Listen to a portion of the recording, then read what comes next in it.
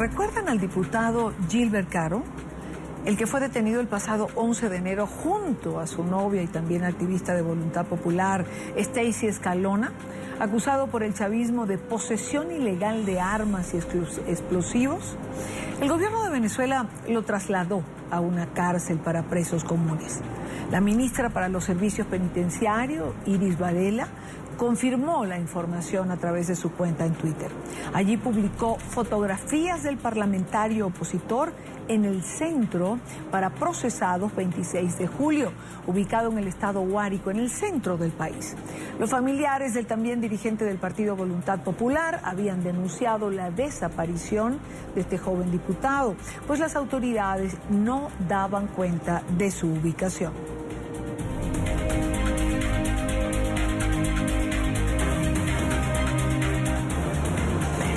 Saludar en esta parte del programa en nuestros estudios en Nueva York a Javier Elaje, él es director jurídico de la Fundación Human Rights. Señor Elaje, Javier, buena tarde, gracias por acompañarnos. Gracias, Idania, por la invitación. No, gracias a ti por estar aquí, Javier. Javier, ¿cómo interpretar lo que ha ocurrido con este diputado? Es decir, existe la inmunidad parlamentaria, se le detiene, se dice que tiene armas, se le desaparece por más de 12 días, nadie da información. Es decir, ¿qué pasa con los derechos humanos? ¿No hay manera de hacerlo respetar? La señal para los diputados que son mayoría y que son de la oposición democrática que en este momento ocupa la Asamblea Nacional es clara, ¿no? Es de que si se oponen al gobierno, si forman parte activa del movimiento pro democracia en Venezuela, pueden ser encarcelados sin previo aviso, se les puede plantar armas en sus vehículos, pueden ser encarcelados ellos, sus novias, sus esposas, sus maridos, sin ningún debido proceso. Y es una señal que ahora es particularmente importante porque ya en el pasado, cuando la oposición era minoría en el Parlamento, hemos visto imágenes donde se le ha pegado físicamente, han dejado con ojos negros a María Corina Machado, a Julio Borges, y ahora que esa oposición es mayoría y que está limitada en su capacidad legislativa por una corte servil al Poder Ejecutivo que anula todos sus actos, además le están dando la señal de que el Poder Ejecutivo piensa ser implacable y meterlos presos el rato que les dé la gana sin ningún proceso, como lo están haciendo con el diputado Gilbert Caro. Javier, quiero darle la bienvenida en esta parte del programa porque quiero también tener su punto de vista. Luis Florido, él es diputado de la Asamblea Nacional, pero también es presidente de la Comisión de Política Exterior. Diputado Florido, bienvenido, gracias por acompañarnos. Buenas tardes, Idania, un placer estar contigo por fin. Sí, hemos tenido una accidentada búsqueda. ¿Qué hacemos con Gilbert Caro? Es decir, ¿para qué sirve la inmunidad parlamentaria en Venezuela si a un diputado le sucede lo que a él? Bueno, Idania, yo lo que puedo decirte es que este es un caso que marca un antes y un después en torno a lo que significa el entramado institucional en Venezuela, que ante el mundo queda como que no somos una democracia que respeta valores universales. Te doy un ejemplo, la inmunidad parlamentaria es una institución global. Si tú vas a Burundi, saben lo que es la inmunidad parlamentaria independientemente de guerras que hayan tenido allí. En Centroamérica saben lo que es la inmunidad parlamentaria, pero especialmente en Venezuela sabemos qué es la inmunidad parlamentaria. Deyanira Nieves es magistrada del Tribunal Supremo. Su padre, David Nieves, fue beneficiario de la inmunidad parlamentaria siendo suplente. Eso es un detalle muy importante, era suplente y producto de su incorporación en el Parlamento se le permitió la liberación. En este caso, Gilbert Caro es un diputado sí suplente que estaba incorporado, que venía estando incorporado y que por tanto cumple con varias prerrogativas que establece la Constitución. Es decir, tiene derecho a, 1, tiene derecho a ser juzgado por el Tribunal Supremo.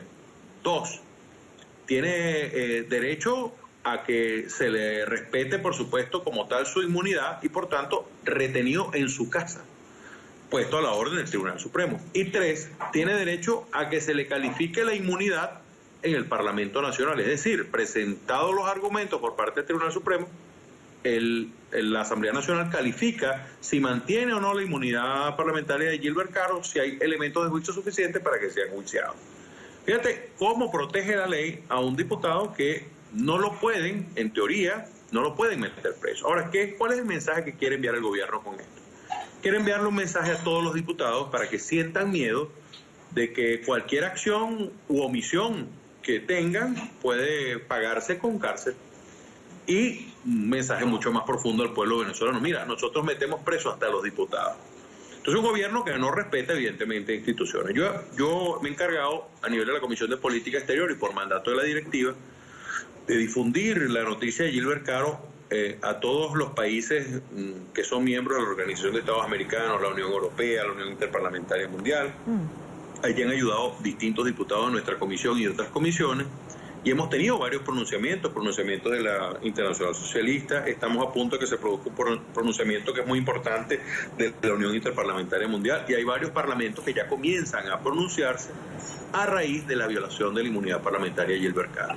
Vuelvo a Nueva York y vuelvo con Javier Elaje. Javier, siendo la inmunidad parlamentaria una institución, ¿no tendría que haber una respuesta de otros gobiernos en relación a lo que está ocurriendo? Bueno, como ha tenido o ha podido haber pronunciamientos en torno a violaciones de derechos humanos que han ocurrido y hasta ahora nada ha pasado. Sí, lamentablemente es un deber moral de todas las personas y por tanto sus líderes que vivimos en democracia, es decir, los parlamentarios en todos los países de las Américas que viven en democracia, que son casi 30 países que viven en democracias liberales. No estoy contando ahí a Bolivia, Ecuador, Nicaragua, ni Venezuela, que tienen gobiernos autoritarios competitivos, ni a Cuba, obviamente, que es una dictadura. Estoy contando al resto de los países, desde Canadá hasta Argentina, que gobiernan democráticamente, que tienen diputados que representan a millones de latinoamericanos. Ellos deberían presentar las principales quejas en representación de la sociedad democrática latinoamericana, de los latinoamericanos que queremos democracia. Y el foro ideal para esto es obviamente la OEA, pero no solamente la OEA, puede ser la UNASUR, puede ser la CELAC, puede ser cualquier organismo internacional donde se congreguen democracias latinoamericanas. Lastimosamente, a lo largo de la crisis de Venezuela hemos visto mucha indiferencia de parte de sus pares continentales.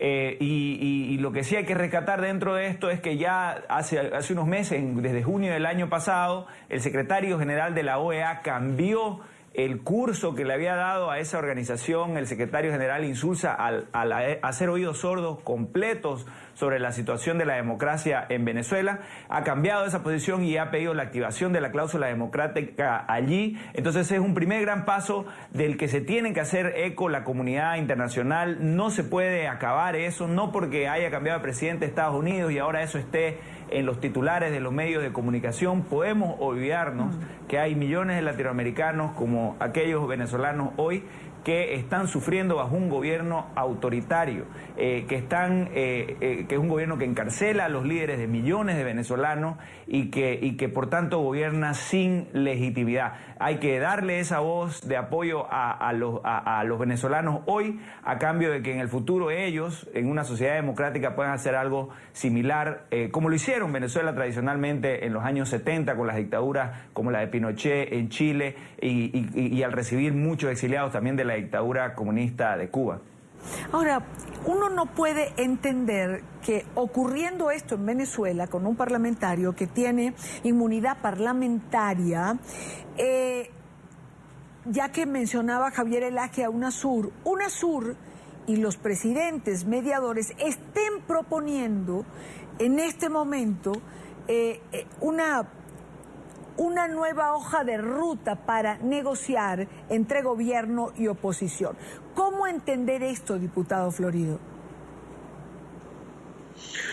Bueno, eso digamos que produce en el caso nuestro una mayor desconfianza para cualquier propuesta de diálogo que se haya hecho. Tal cual como tú lo has dicho, el diálogo anterior fracasó, se incumplieron varias cosas. En esta oportunidad, y lo quiero decir por primera vez en los medios, yo tuve comunicación con varios de los presidentes enviados por la UNASUR e incluso con su secretario ejecutivo de la UNASUR para que se abocaran al caso de Gilbert Caro. Se lo planteamos tal cual: mira, esto es un caso muy grave, esto es un caso donde está involucrada la inmunidad parlamentaria y donde debe respetarse. Fíjate, llegar al nivel de humillarlo con esas fotos que salieron ayer, yo creo que es otro nivel al que pasa el gobierno.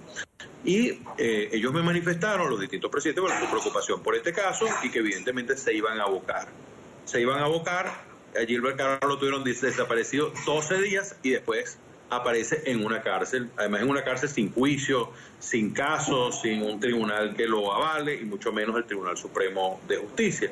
Por eso creo que esto es un hecho muy grave. Ahora, tal cual como tú lo has dicho, de cara a una nueva propuesta, ¿cómo tenemos nosotros credibilidad en una nueva propuesta si en la propuesta anterior incumplen y en la posibilidad de vender esta nueva propuesta incurren en este tipo de violación a nuestros derechos, a los derechos de los venezolanos, a los derechos de los diputados, que al final los diputados somos expresión del pueblo? Mira, la inmunidad parlamentaria no nos los da el gobierno, no nos los da el funcionario, no nos los da un tribunal supremo ni ningún tribunal de la República. La inmunidad parlamentaria nos la da el pueblo, que nos entrega esa prerrogativa para que podamos actuar con amplitud de funciones.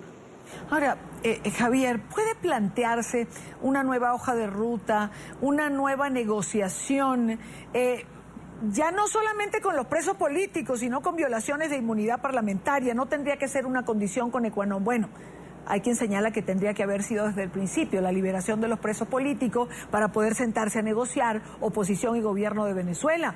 Pero ahora, además, hay estos agravantes. De acuerdo. Tanto el caso de los presos políticos, que actualmente suman alrededor de 126 presos políticos, de los cuales unos 15 o 16 son del partido Voluntad Popular, incluido su líder Leopoldo López, ahora Gilbert Caro, John Goicoechea, también recordemos un líder importante, opositor, preso, continúa actualmente. Entonces son muchos los líderes de la oposición que están presos. No son, por tanto, presos políticos, son simplemente porque actuaron con criminal no son presos políticos porque hayan actuado criminalmente con motivación política, como por ejemplo el preso que perdonó el presidente Obama hace un tiempo, ¿no? Él actuó criminalmente, reventando bombas, porque estaba motivado políticamente. Esa es una especie de preso político. Todos estos presos en Venezuela son presos de conciencia, son presos que o le han sembrado pruebas falsas, como el caso de Gilbert Caro. Es una prueba absurda decir que encontraron armas militares en su vehículo. Imagínense el último golpe de Estado exitoso que se produjo en Venezuela, fue producido por el teniente coronel Hugo Chávez Frías, y no lo hizo él solo. Lo hizo con su compañía, con su unidad militar, que se alzó en armas y intentó el golpe de Estado. Bueno, no fue un golpe fallido, pero sí levantó por la vereda. Los golpes los tienen que hacer los militares y tienen que hacerlos con sus armas o a través de negociación ejerciendo la fuerza dentro de las fuerzas militares, como hicieron en Chile cuando se logró la transición, en que los militares de la Fuerza Aérea se le pararon al general Pinochet y le dijeron: tiene que reconocer los resultados del referéndum. Es decir, es así que se hacen los golpes. No los hace un diputado con armas en su auto, con un arma en su auto cuando está con su novia. No tiene sentido, es absurdo, pero es el tipo de casos que se han vuelto la regla, lastimosamente, en Venezuela bajo este gobierno autoritario. Entonces, sí es muy importante que el resto de la oposición, que la Mesa de la Unidad en general tenga esta lista de presos políticos y de políticos que son presos de conciencia, como Gilbert Caro, como Leopoldo López, como John Goicoechea, etcétera, los tenga como primer punto de la negociación, como dice usted, como condición sine qua non, sin la cual no se puede proseguir un proceso de negociación. Es decir, Claro. Venezuela no quiere libertad nada más formal, sino una libertad para sus presos políticos, ¿no? Sí. Javier, voy a despedir a Luis Florido, recuerdo, diputado de la Asamblea Nacional y presidente de la Comisión de Política Exterior. Diputado, gracias por estar estos minutos con nosotros. Muchas gracias, Dani. No, gracias a usted por estar aquí, pero no quiero despedir a Javier Elaje sin preguntarle su opinión en relación a este ambiente entre la prensa, los medios y el nuevo presidente de los Estados Unidos. Es decir, el fin de semana los ha calificado de las personas más deshonestas que existen, aunque hoy, digamos que el nuevo vocero de prensa ha bajado el tono, cambió un poco, pero me gustaría tener tu impresión. De acuerdo.